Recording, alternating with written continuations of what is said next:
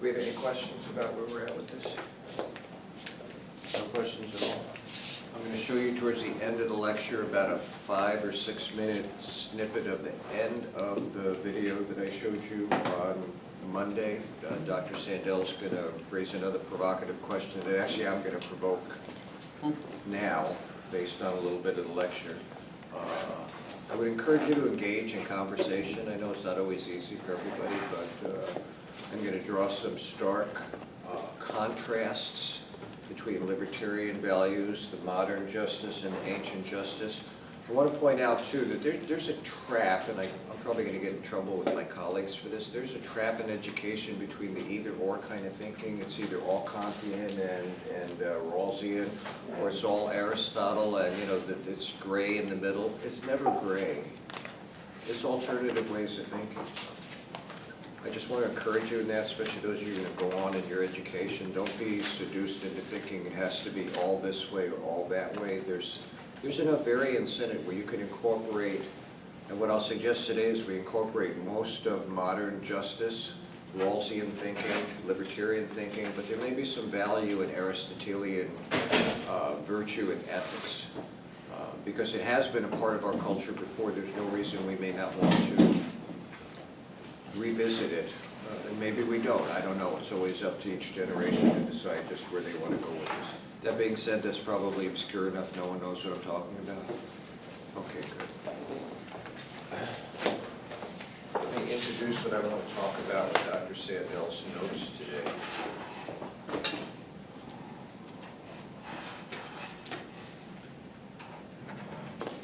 Aristotle's theory of justice says modern theories of justice try to separate questions of fairness and rights, libertarian values, that we own ourselves, we have a right to self-determination, from arguments about honor and virtue and moral desert. In other words, you worked hard for it, why shouldn't you be rewarded for it?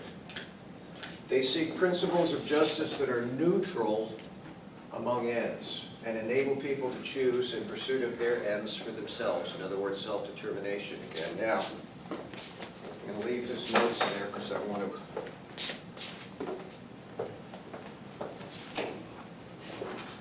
hopefully provoke you thinking.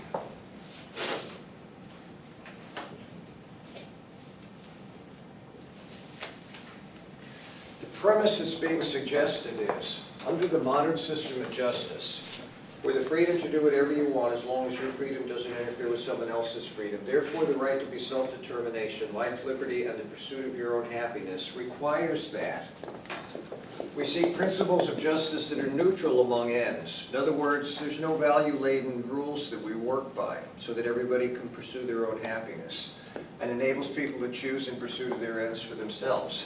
My question is this. Libertarianism has built-in constraints, naturally.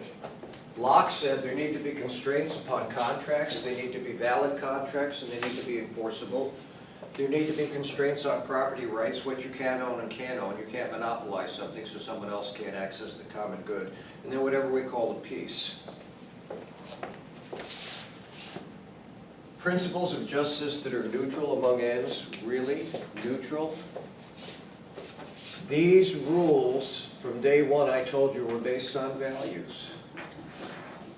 These values define the parameters of the social contract by which we engage one another in a society.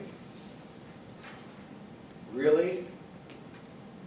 All our ends in a libertarian society are neutral? Really?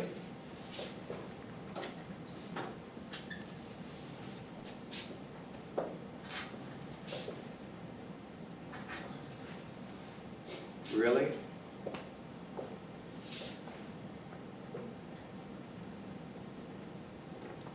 Those are neutral values? Really? Are we really under that illusion that the values that regulate and define the law have no value to them at all? That we're not proposing a type of society for the majority of us that reflects what we believe is the values that a society such as ours should live by?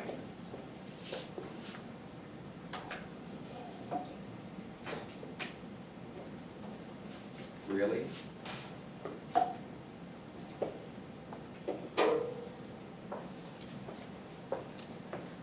Modern justice seeks principles that are neutral among their ends. Really?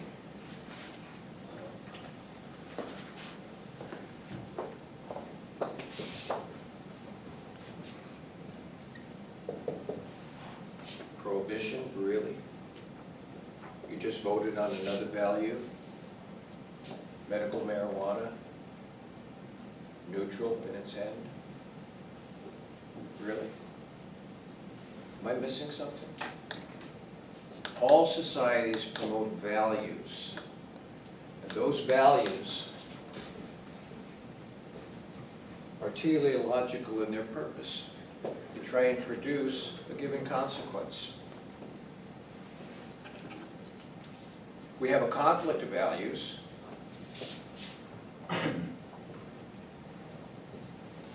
One of our values competing for attention from the rules is called sanctity of life. Life begins at conception. Another value is moral worth. When as a human being you deserve the right to pursue your own life, your own happiness, according to the values of your own freedoms. My question then is, when they propose libertarian values and say, well, the reason that these work is because they're neutral in their ends, and the reason we reject Aristotelian values is because he tries to tell us what the good life is that really true? That in a libertarian society that there are neutral purposes and therefore neutral ends, that we're not proposing what we believe for the greater good is the good life? It's not Aristotle's good life. We can accept that and we can admit that. But do we not propose these laws so that people live a better life than they would if we had different laws or no laws? Are these laws designed to constrain freedom so that people can be as free as they can be without interfering with anybody else's freedom? Is that not the whole purpose of law? To give us the freedom to pursue our own ends without being worried about someone else violating our own ends?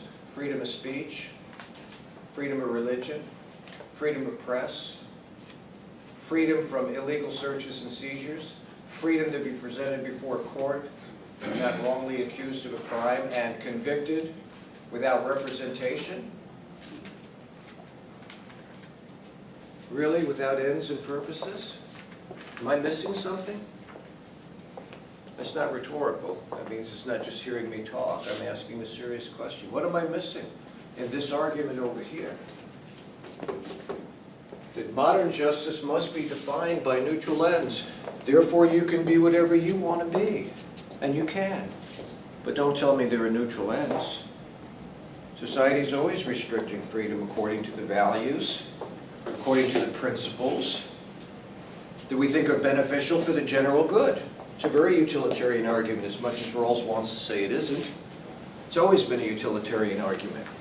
We're always concerned with the greater good. You all, when you wrote your essays, were concerned that the wealthy people had way too much influence over the way the laws are being made. But I noticed Bill Gates started from nothing. Michael Dell started from nothing.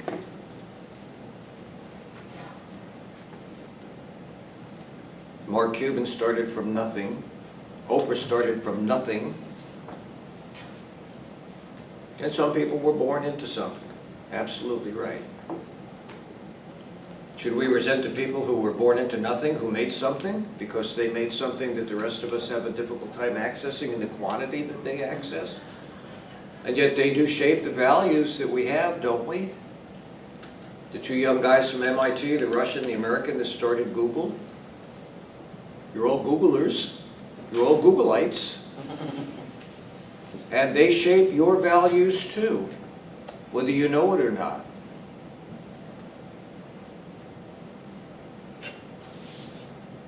Steve Jobs, well, he's not with us anymore, still shapes your values. Not just about technology and computers, how you look at the world. He opened a window that no one had ever opened a window before.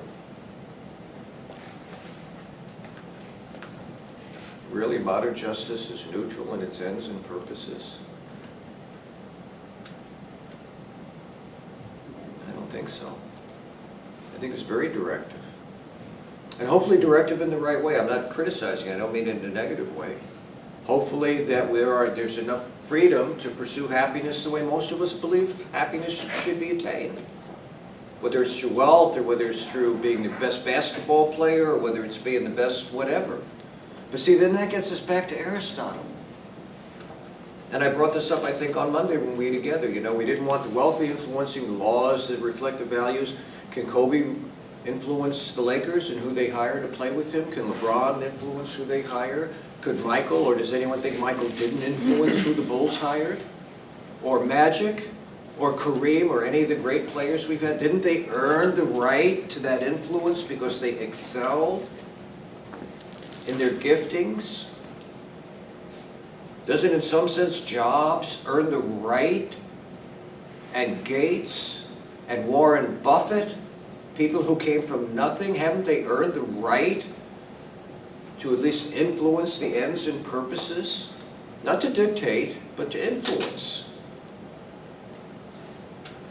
Mothers Against Drunk Driving. Didn't they earn the right to influence how we deal with drunk drivers on the road? What do we have, 14 people driving the wrong way down I-4? Well, other than the fact that the president of that company got controversy by No, I'm not saying with activities they don't, but yes, no, I hear that, I hear that. And that then becomes a reflection rather than, you know, a judgment, that's right. Jessica's Law, Amber Alert. These people have influence. Aren't there national laws based on people who came from nothing? But they suffered without consequences, so they had a right to. That's my point. My point is that we regularly instill or codify, put into law, purposes and values that aren't neutral. We don't want drunks on the road. We want a level playing field. We want certain things to be the way they are. And so we endorse those values. So, and I understand what they mean, people. They're just saying, look, you shouldn't be dictated by some totalitarian government. I understand that. And in some ways, Aristotle's point of view is totalitarian. The government he talks about isn't the government that we enjoy. And his government was most important, and he doesn't denigrate. He doesn't denigrate. Aristotle does not think justice can be neutral in this. He believes debates about justice involve honor and virtue and natural goods. But the kind of government that makes those decisions is not the kind of government that we have. He thinks that government begins in the cradle. His teacher was Plato. Plato wrote a book called The Republic, and Plato suggested that the best ruler is a philosopher king.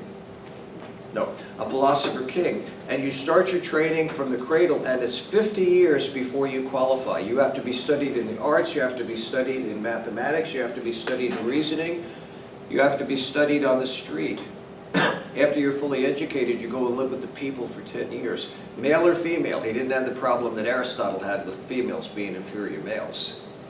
And after 50 years, when you had a heart for the people, and you had a heart for government, you had a heart for virtue, for the excellencies in people, for promoting the very best rather than running roughshod over them, then maybe you qualified to lead the people.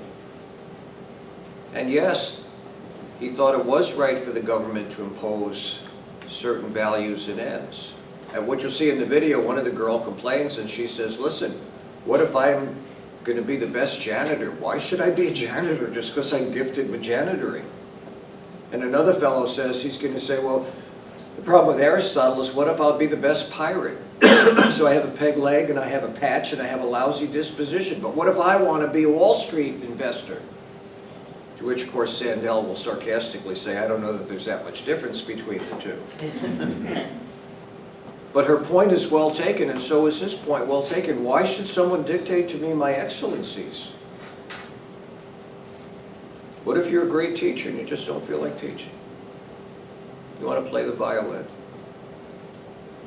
Our system says you should be allowed to do whatever makes you happy. You're not hurting anyone by playing the violin. It's just a different system. But the values behind it is what I want to talk to you about today. There's a great value in your own self-determination and your own self-interest. That's why it's persisted for over 250 years.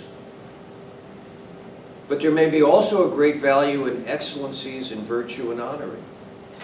I saw a flash mob, it's not always about dancing, I saw a flash mob orchestra out in France. I forget the town it's in. The Ode to Joy is really it's a traditional Christmas song, but it turns out to be the national anthem for the European Union. And when any of you ever get outside the country, go to Europe, they have these huge plazas. And you see weird things. You just go to the plaza one day and you might see someone who's all in silver paint and a costume. And you see him and you go, okay, this is weird. You know, it's like the mime who comes up and talks to the little kid in the, so is anybody freaked out over the mime talking, you know? And then half an hour later, the guy might, or the lady might turn. And then 30 minutes later, they might. And you see that kind of weird stuff. So in this video, what you see is the plots, and you see a hat on the ground, and you see a guy in a tuxedo, and he's got a bass, and he's just motionless. And you don't know how long he's been motionless, but this little girl comes up, and she drops a coin in his hat, and he suddenly looks at her and smiles, and he starts playing his part of Ode to Joy. And from out of nowhere comes a lady, and there's a wooden chair, and she sits down, she's got a cello, and she starts playing her part. And a few more minutes go by, and a lady comes out with a big oboe, and then two men with violins, and they join, and then a few more people join, and then more people join, and all the people in the plots are gathering around. They realize what's going on. This is going to be a kind of a flash mob orchestra kind of thing. And they're watching this unfold, and it's obviously a professional group, and then a guy walks out of the crowd, and he's got a pair of jeans on, and he's got a striped long shirt, and he's the conductor, and he's going through his thing, and some people are singing the words to the Ode to Joy in the background, and he gets to the crescendo with this orchestra piece, and suddenly it's like the whole plots start singing. It turns out the whole choir showed up too. It was all by design. And the point of what I'm saying, or why I'm saying this, is they get all done, and the orchestra leader goes over and he stands next to one man with the violin. And they get a standing ovation, everybody, but he purposely went over. Now, why would he feel compelled to go stand by the guy with the violin?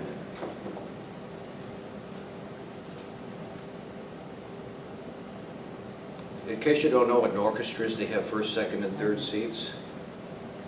He was first violin.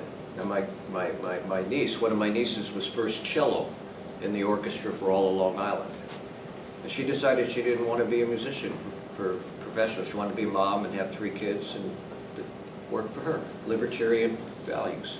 But she was good enough, she was first violin. I mean, she was first cello. But first violin, for whatever reason, in orchestra, classical music, has always been the honorific position. And so he honored him just by shaking. If you ever see orchestra, they'll always go over the first violin, they'll shake hands. I don't know what the virtue is about violins versus cellos versus basses versus French. I have no idea what but I notice it's consistently honored. And you have to work to get there. Like we honor Michael for being the best basketball probably player ever.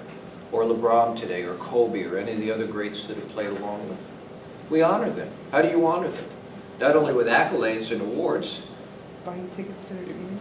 Say what? Buying tickets to their games. Yeah, you give them great salaries, sure. Haven't they earned it? Isn't that part of the argument that Sam Bell presented last week? Why should they get $40 million a year when, you know, anyone in the office of president only gets $400,000 and first responders get 40?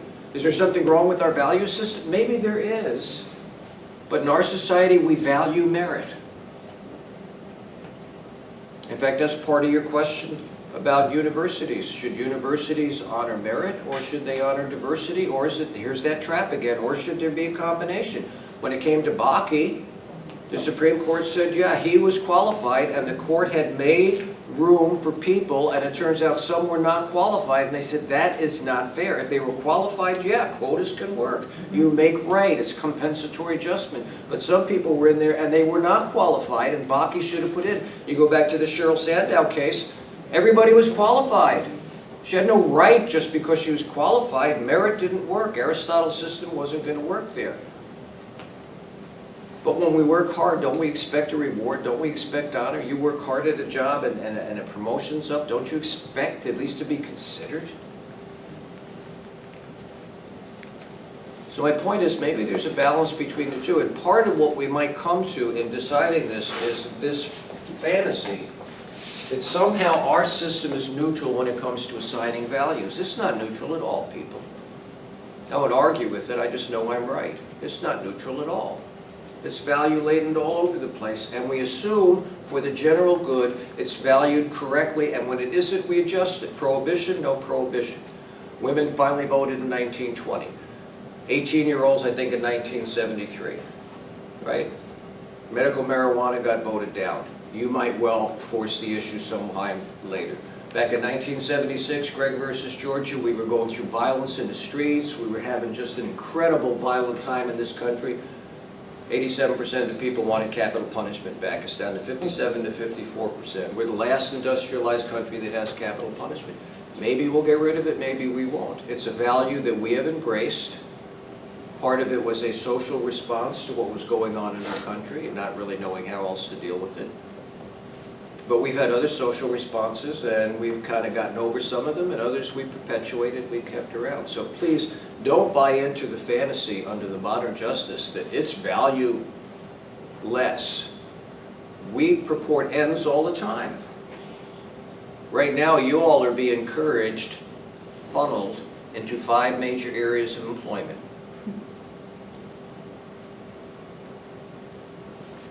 They've already decided what the future is for you if you want to participate.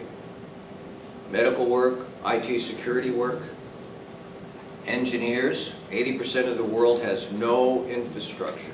This year we're going to, did I say this in class last? This year we're going to put 72,000 engineers out, 36,000 homegrown, 36,000 foreign. We still have the best universities and minds in the world. India will put out 350,000 and China will put out 700,000, and that is a drop in the bucket. No roads, no running water, no electricity, no sewer systems, no treatment plants, nothing out there. You get a BA in engineering, any engineering, mechanical, electrical, nuclear, 60,000 a year minimum. Speak a foreign language, because that's where the work has to be done. They will increase your salary no end. And then there's 2 other areas. I think one's a financial area. I forget what the 5th one is. They've already defined the value, people. They just haven't put it down on paper and put it in your face. Is there anything wrong with defining those areas of need? If you fulfill one of those slots, are you glad that that's the area that you endeavored to increase your knowledge? Maybe you won't. Maybe you will. Maybe you'll be glad you did that. Maybe you won't. Yeah, but that's forcing the person to change what they desire to do to what they structured for you to do. You don't have to do it, though. Right. Yeah, but then if you don't, then you think about your job situation. You want to eat, or you want to feel bad about having to do something you don't want to do? I agree with you. Because my niece is going through that now. Sure. And she wind up, she double major. She Sure. wanted to teach, but she wind up in Maryland coaching high school girls in basketball. Sure. My daughter's a heart nurse. She wants to be a flight nurse. But she's got to go back to school for 2 years to be EMT. She says, Pop, there's no way I want to do that. And I said, then you won't be a flight nurse. That's your choice.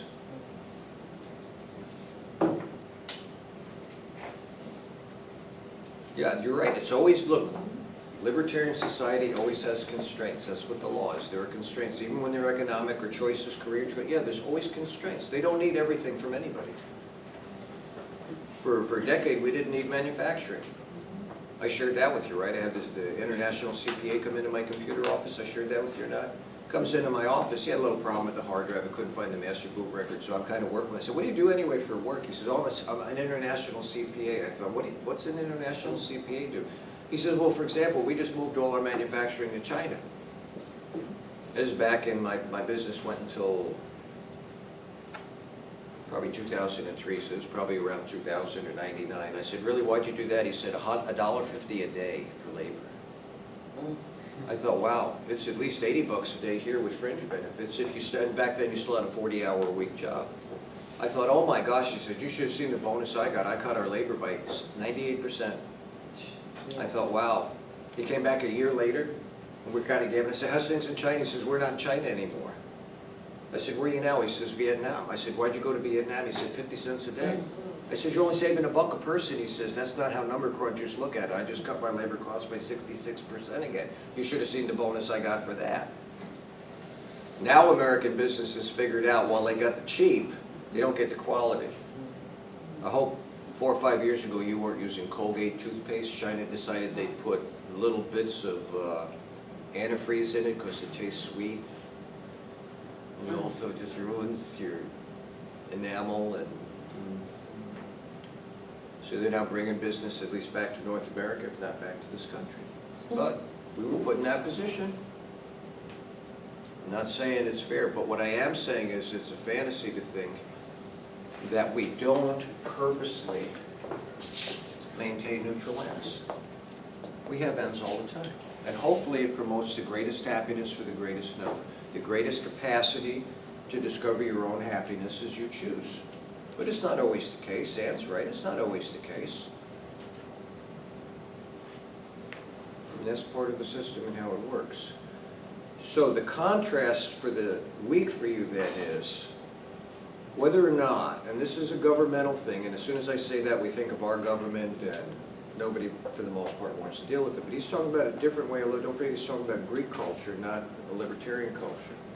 Whether or not moral virtues should be developed again. Now, periodically it happens, and I put this on the board Wednesday. About 70 years ago, we had a generation of people we literally called the greatest generation. They maintained the highest moral ground, or the high ground when it came to morality. They faced the darkest darkness that the world has seen, maybe going back to the Romans. The Romans were brutal people. They get a pass because we don't teach what the Romans did anymore. You know how you died under Roman law if you were guilty? Anybody know there's 3 ways you could die? Number 1, they would put about a 12-foot pole in the ground with a nice point on it, and they would impale you on it. And it wasn't slow. I mean, it wasn't fast. You would, anyway, it was ugly. And the second way, which is even uglier, was a crucifixion. It wasn't just Christians. They crucified the Spartan revolt. They crucified 2,000 Spartan slaves on the Appian Way. And what happens is all your liquid goes down to your lower extremities, and your heart can't pump it back up, and literally your heart explodes. Literally, it just explodes on you. It's just an ugly death. And maybe the worst was if you committed murder, they would literally tie you to the person you killed, and as their body decomposed, that death would get in you, and it would kill you as well. And it all took time. There were some ugly, brutal people. It wasn't just the circuses and, send the lions out to eat live people. These people were brutal. If you didn't do what Rome wanted you to do, there was no conversation about it. But yet we had a generation face maybe the darkest darkness we've seen since the Roman Empire. And whether it's a real handle or not, we call them the greatest generation. They held to the highest values. They did not resort to the darkness that the Germans and the Japanese did. At least that's what we're told. No torture, none of the things that they did. And we've decided maybe those values don't work for us today. Maybe another time they will. But the point of that is we have at some points in our history, look back at the early founders, just amazing, wealthy white people decided to give everybody freedom, at least on paper. And we've worked at that ever since, somehow trying to get that right. Holding virtues and holding values at their highest accord. Now, I don't ever see personally how we're ever going to have a government like they had in Greece. It's called a polis, P-O-L-I-S. They're unique people. But I think we've touched moral virtue before. We've incorporated it, and I'm not so sure it can't be reincorporated. But it will always be within the bonds of libertarianism. We are a libertarian people. People literally come from across the world here because they hear this hope. There's a future. And we do it through the ability to self-destine yourself. To look into your own self-interest. As long as you don't step on someone else's capacity, you're entitled to make your own way. It's unheard of anywhere in the world. Or do we follow why he brings Aristotle up into this? And the problem with Aristotle, again, is Aristotle thinks the state should determine for you. You serve the state, where with our government, the state is supposed to serve us. So there is a contrast there that's not going to work. What I want to encourage you to do is not camp out way over here or necessarily over there. There may be a sliding scale here, and I think probably it'll end up on the libertarian side. But there may be some value in incorporating some of Now, the ancients viewed justice merit. You work hard at work, shouldn't you get the promotion if you qualify? You work hard at school, shouldn't you be admitted if you qualify? My boy's working for Standard Insurance the last 5 years. Only the top 5 people got bonuses. Each got $1 million apiece. But the people at the bottom are the people who made that wealth so they could give themselves bonuses. Working hard but not necessarily getting the reward. So the merit system really works for us as well. It won't express itself the way it does in Greece and the way Aristotle wanted it. But how many of you would rather not see a merit system where you get rewarded for your hard work?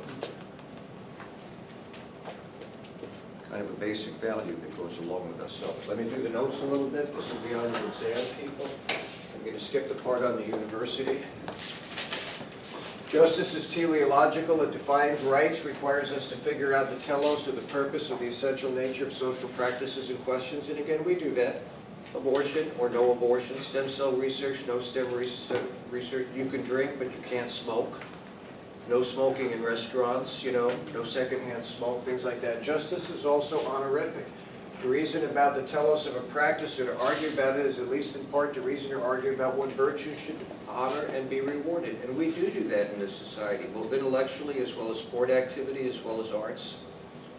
For Aristotle, justice means giving people what they deserve, giving each person their proper due. The relevant grounds of merit or desert depend on what's being distributed. Justice involves 2 factors, things and the persons to whom they're assigned. In general, we say that persons who work equal should have assigned equal things to them, same pay for the same work. But here arises a difficult question, equal in what respect? That depends on what we're distributing and on the virtues relevant to those things.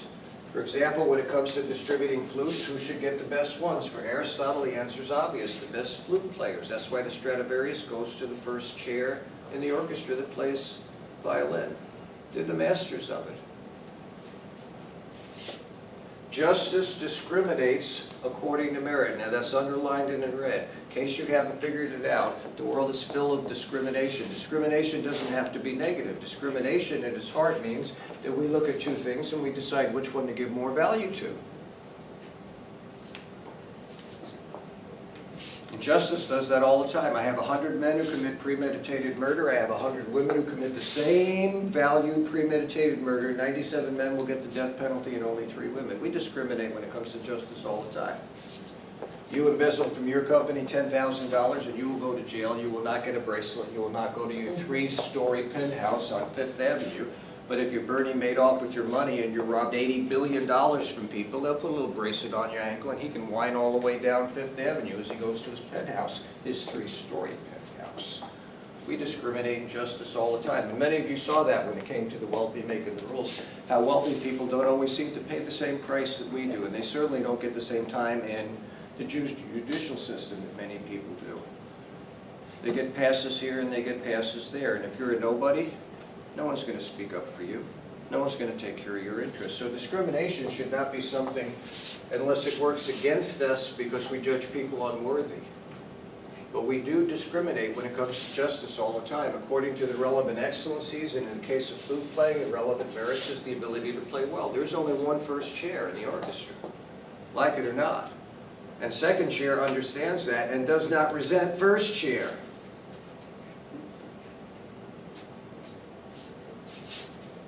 And I want to leave the telos of the university. We've already been through that. I want to talk about what is the purpose of politics, because here's the heart of his discussion. For Aristotle, distributive justice was not mainly about money. He doesn't mind distributing benefits and burdens, but about offices and honors. Who should have the right to rule? How should political authority be distributed? Obviously, 1 person, 1 vote. Any other way would be discriminatory, but Aristotle reminds us that all theories of distributive justice discriminate. The question is, which discriminations are just? And the answer depends on the purpose of the activity in question. For Aristotle, the purpose of politics is not to set up a framework of rights that's neutral among ends, as if we really could do that. It's to form good citizens and cultivate good character. Politics is about learning how to live the good life. Very intentional, very different than anything I think could be applied in this country. But the fact that he elevates virtues in people is what we want to emphasize, or what I want to emphasize with you. that maybe the excellencies that each of us have should be valued and honored. Not that you can't be what you want to be, but maybe in the development of who you are, shouldn't we honor the best of the best that we have? Should that somehow be a value we should learn to incorporate into our system? Now, he talks about learning by doing. We went through this. You're not born with good virtues, so they have to be habitually learned. I don't want to review that, but I want to deal with the conclusions that he gave us. Aristotle's version of citizenship is more elevated and strenuous than ours. For him, politics is not economics by other means. Its purpose is higher than maximizing utility or providing fair rules for the pursuit of individual interests. This is how libertarian values and libertarian structures is pursued. It is instead an expression of our nature, an occasion for the unfolding of our human capacities, an essential aspect of the good life. The conclusion, however, positions itself at odds with libertarian freedoms of self-interest and self-determination. Is there any way to resolve these two seemingly incompatible positions? And the answer I suggest to you is yes. You know, you dip into the ice cream container and you put mostly ice cream, vanilla ice cream on your plate, but you take a little chocolate syrup and you... So we might want to dip into the libertarian system because that's the one that's been working for us and seems most effective, but we may want to put a little bit of syrup on it from the Aristotelian side of values and virtues. It doesn't have to be either or, and again, I would strongly suggest to you, if you're going on to the higher levels of education, don't get caught in that trap. You'll see Dr. Sandell at the end of this little 5 or 7 minutes, he's going to present you with an either or. Personally, big mistake. Don't trap people into an either or. Some things are either or, good or evil. But most things in life aren't about either or. We have to be able to discern which is best, and can we make use of something that is in some degree opposing or opposition and still make good use of it. Everybody follow that? Hopefully. I've got a few seconds of video for you if you'll be patient with me. We're way ahead of time. Oops. Why is this always good?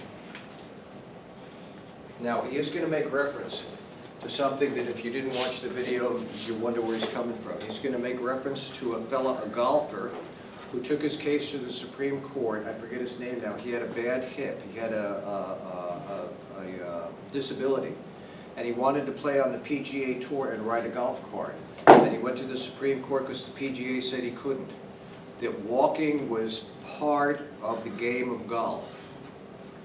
Okay, and he's going to lose his case. Casey somebody's going to lose his case. Casey Martin. They're going to make reference to it, but in terms of how we assign benefits and burdens and how we assign virtues and honors, okay? So just so you know where that comes from, if you didn't watch the video, you have no idea what he's talking about. I want to turn to the larger challenge to Aristotle in the name of freedom, but before I do that, I want to see what people think of Aristotle's account of justice as fit, his teleological way of reasoning about justice, and the honorific dimension of rights and of distributive justice that emerged in our discussion of flutes and politics and golf. Questions of clarification about Aristotle or objections to his overall account? Yes? My objection to Aristotle is that he wants to match a person to a role. And, you know, if you walk like a pirate and you talk like a pirate, you know, you should be a pirate. And that is what is right. And so what's strange and seemed paradoxical to me about Aristotle's viewpoint is that if you walk like a pirate and you talk like a pirate, you shouldn't be an investment banker. Because that's not what you're inherently supposed to do. If you have a peg leg and an eye patch and a disgruntled disposition, you know, you should be on a pirate ship on the high seas. So he doesn't, his... Some would say the distinction between the two vocations is not as clear as you suggest. All right, but that's good. I take the point. Yes. Go ahead. It just seems to ignore individual rights. So I might be the perfect janitor in the whole world, and I can do that job the most efficiently out of anybody that exists right now, but I might not want to do that. I might want to do any other number of pursuits, and it seems to say that that isn't really a good option for me. All right, and what's your name? Mary Kate? Good. All right, let's take a couple more. Yes. I think that the golf cart exchange sort of brought up what I see as my main objection to this theological mode of reasoning. I mean, Michael, I think that was your name, right? Believes that walking is an inherent part of golf. Myself, I believe that walking is not an inherent part of golf. And I feel that no matter how long we debate this particular point of contention, we're never going to reach an accord. The theological framework of reasoning, I believe, doesn't really allow us to come to any sort of agreement. All right, and what's your name? Patrick. Patrick. All right, let me try to address this set of objections to Aristotle. Let me start with Patrick's. It's an important objection. We had a debate about whether walking is essential to golf, and even in so seemingly trivial, or at least contained cases that we couldn't agree. How can we possibly hope to agree when the stakes are higher and when we're debating the fundamental purposes or ends of political community? And so if we can't agree on what the ends or the goods of our shared public life consist in, how can we base justice and rights on some notion of what the end or the purpose or the good consists in? That's an important objection, so much so that much modern political theory takes that worry about disagreement over the good as its starting point and concludes that justice and rights and constitutions should not be based on any particular conception of the good or the purposes of political life, but should instead provide a framework of rights that leaves people free to choose their conceptions of the good, their own conceptions of the purposes of life. Now, Mary Kate said, what if a person is very well suited to having a certain role, like the role of being a janitor, but wants something else, wants to reach higher, wants to choose another way of life? So that goes back to this question about freedom. If we take our bearing as persons from roles that are said to fit our nature, shouldn't it at least be up to us to decide what those roles are? In fact, shouldn't it be up to us to define what roles are suitable to us? And that's going to take us back to the confrontation between Aristotle on the one hand and Kant and Rawls on the other. Kant and Rawls think Patrick has a point. They say precisely because people disagree in pluralist societies about the nature of the good life, we shouldn't try to base justice on any particular answer to that question. So they reject teleology. They reject the idea of tying justice to some conception of the good. What's at stake in the debate about teleology, say Rawlsian and Kantian liberals, is this. If you tie justice to a particular conception of the good, if you see justice as a matter of fit between a person and his or her roles, you don't leave room for freedom. And to be free is to be independent of any particular roles or traditions or conventions that may be handed down by my parents or my society. So in order to decide as between these two broad traditions, whether Aristotle is right or whether Kant and Rawls are right, we need to investigate whether the right is prior to the good, question one, and we need to investigate what it means to be a free person, a free moral agent. Does freedom require that I stand toward my roles, my ends, and my purposes as an agent of choice, or as someone trying to discover what my nature really is? Two big questions, and we'll take them up next time. So give me about 3 or 4 minutes. He presents you at the end of this with the either or. Just be careful about either ors. He suggests again that if we opt for the libertarian point of view, where you're free to do whatever you want, that there's no inherent values that are embedded in that. I suggest to you there's always inherent values embedded in that. Within that framework, which one do you have more freedom in? Well, in Aristotle's, you don't have freedom to choose. There's some intrinsic quality about you that needs to be developed, whatever it is. In the libertarian, of course, you're free to pursue your own. You may be completely unsuccessful. There's a lot of people out there are failures. They feel like failures, and we can evaluate their performance, and we can say they failed. Other people, in the exercise of their freedom, within the parameters that society gives for values and rules and law, seem to be quite successful, some exceedingly successful. That's why we have gravitated and will probably always gravitate towards the libertarian value. It allows for that modicum, that measure of freedom, understanding that within that framework, there are certain values that are lifted up and you are expected to accommodate, you're expected to fit into. If you don't, we have another little box for you.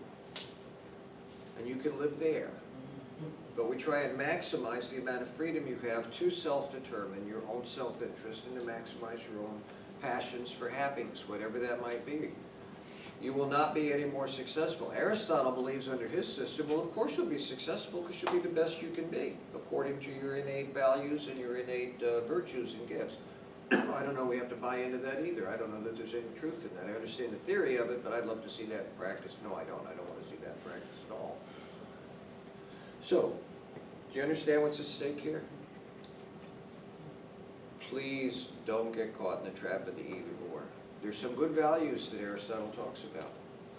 And we do lift up virtue. We reward virtues. We reward merit. We are not exclusive of that unless you do it Aristotle's way. We're not that way at all. We have our own brand of it. And it seems to work fairly well, although there are objections. The wealthy are too wealthy. Why should a sports figure make $40 million and a first responder $40,000? Well, work it out. And by the way, that was one of the things he said right at the beginning. The young man stood up, Patrick, and he said, how do we work out our differences? That's how our system works. It's called the greater good. We do make discriminatory choices between values. The greatest happiness for the greatest number, the least amount of unhappiness or pain for the least number. We discriminate all the time in how we value and adjudicate different kinds of systems of justice or how we distribute benefits and burdens. So that's even a trap for us to think, well, you can't. Of course you can, and we do all the time. Okay, questions? Anything for me? Red light, green light, I will see you on Monday next.